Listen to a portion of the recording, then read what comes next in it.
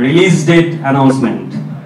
So আমি আসলে release date অ্যানাউন্সমেন্টটা করতে চাই, তারপর হয়তো আমাদের অফিসিয়াল পোস্টারটা আপনারা সবাই দেখতে পাবেন। সো আমরা ব্যাচেলর পয়েন্ট সিজন 5 আগামী কোরবানির ঈদে রিলিজ করব।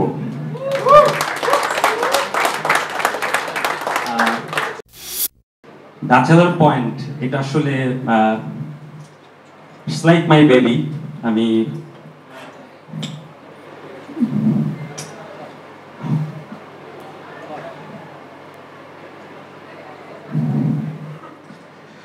ব্যাচেলর পয়েন্ট নিয়ে অ্যাকচুয়ালি অনেক ধরনের বাধার মুখে আমি পড়ছি, বাট সবসময় মনে হয়েছে যে হয়তো আমি অনেস্টি দিয়ে করলে এটার একটা ফিডব্যাক অডিয়েন্স আমাকে দিবে। সেই জায়গা থেকে আমি কখনোই নিরাশ হইনি। এমনও সিচুয়েশন তৈরি হয়েছে যে আমাদের আশেপাশেরই অনেক মানুষ ফোন দিয়ে বলছে আমাকে যে আমাদের বিভিন্ন গ্রুপ, বিভিন্ন অ্যাসোসিয়েশন সবাই মিলে রাইট আপ লিখছে যে ব্যাচেলর পয়েন্ট বন্ধ করে দিতে হবে। তো সেই রাইট আপ যার কাছে গিয়েছে সে আমাকে ফোন দিয়ে বললো যে আমি তো আসলে ব্যাচেলর পয়েন্টের ফ্যান, আমার একটা ছোট বোন আছে, ও খুব অ্যাক্টিং করতে চায়, তুমি একটু দেখো ওকে। আমি বললাম ঠিক আছে ভাই, আমি দেখবো। মানে যেখানে আমার নামে কোনো কমপ্লেইন গেছে ওই জায়গায় দেখা গেছে কেউ না কেউ ব্যাচেলর পয়েন্টের ফ্যান। মানে কোনো না কোনো ভাবে কোনো না কোনো মানুষ আমার পাশে এসে দাঁড়িয়েছে সব সময়, প্রত্যেকটা বার। সিজন 1 যখন আমরা করি তখন সিজন 1 অফ হয়ে যায়, তারপর আমার পাশে আবার কেউ না কেউ এসে দাঁড়ায়।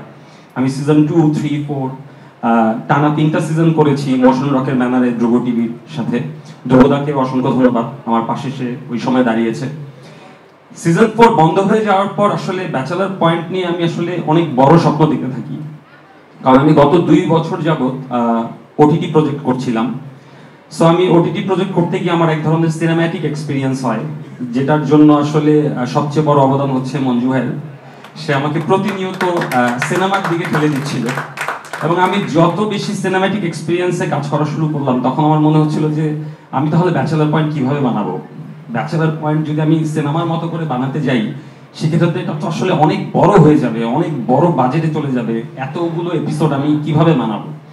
তো সেই কিভাবে বানাবো করতে করতে আমার আসলে 2.5 বছর চলে যায়।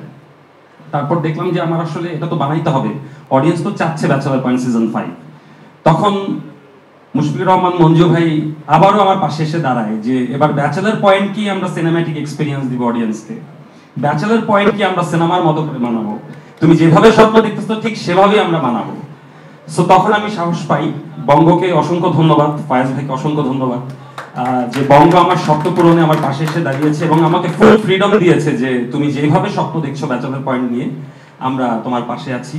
এবং বঙ্গের সাথে সাথে টিভি পার্টনার আমাদের চ্যানেল আই, এবং আমি পাওয়ার্ড বাই হিসেবে ন্যাশনাল এগ্রিগেয়ারকে পাশে পেয়েছি, সিগনেচার পার্টনার হিসেবে প্যালেসকে পাশে পেয়েছি।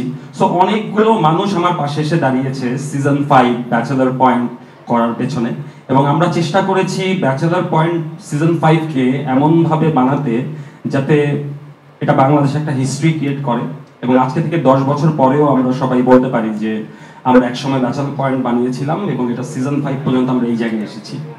সো ওই টার্গেট থেকে আমরা ব্যাচেলর পয়েন্ট সিজন 5 করেছি। সো আমি আর সময় নিব না, আমি এবার আসল জায়গায় চলে আসি, রিলিজ ডেট অ্যানাউন্সমেন্ট। সো আমি আসলে রিলিজ ডেট অ্যানাউন্সমেন্টটা করতে চাই, তারপর হয়তো আমাদের অফিসিয়াল পোস্টারটা আপনারা সবাই দেখতে পাবেন। সো আমরা ব্যাচেলর পয়েন্ট সিজন 5 আগামী কোরবানির ঈদে রিলিজ করব।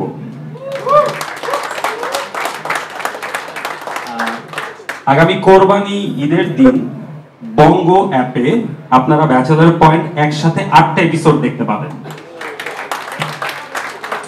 এবং ব্যাচেলর পয়েন্ট এবার 120 পর্বের এপিসোড, 120টা এপিসোড থাকবে ব্যাচেলর পয়েন্টের। ঈদে বঙ্গ ওটিটিতে একসাথে 8টা এপিসোড যাবে, তার ঠিক 1 মাস পর এই ব্যাচেলর পয়েন্ট আবার বঙ্গতে আরো 8টা এপিসোড চলে আসবে। প্রথম বৃহস্পতিবারে আমাদের বুম ফিল্মসের অফিসিয়াল ইউটিউব চ্যানেলে ব্যাচেলর পয়েন্ট এপিসোড 1 রিলিজ হবে। তার কিছুক্ষণ পরে চ্যানেল আইতে এপিসোড 1 রিলিজ হবে, আবার শুক্রবারে এপিসোড 2 বুমতেন স্যার ইউটিউব চ্যানেলে রিলিজ হবে, আবার তার কিছুক্ষণ পরে টেলিভিশন মানে ইউটিউব চ্যানেল আইতে এপিসোড 2 রিলিজ হবে। সো যারা একসাথে 8টা এপিসোডের এক্সপিরিয়েন্স নিতে চান তারা ওটিটিতে পে করে দেখবেন, এবং যাদের মনে হবে যে আমি এই মুহূর্তে হয়তো পয়সা খরচ করে দেখতে পারছি না, সে ডাটা খরচ করে দেখতে চায়, সে ইউটিউবে দেখতে পাবে।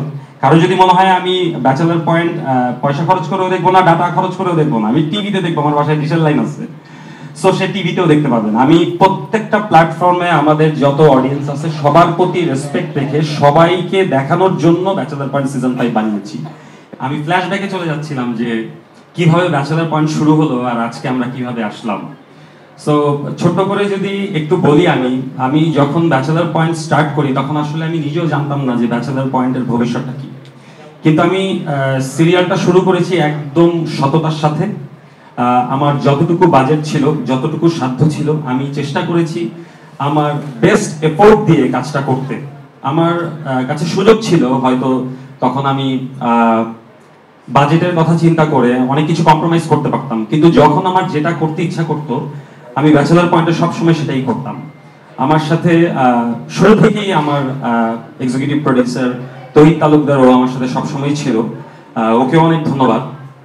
তো আমাকে সবসময় বলতো যে ভাই এটা করলে তো খরচ বেড়ে যাবে, এটা করা ঠিক হবে না, এটা না করি, ওইটা না করি।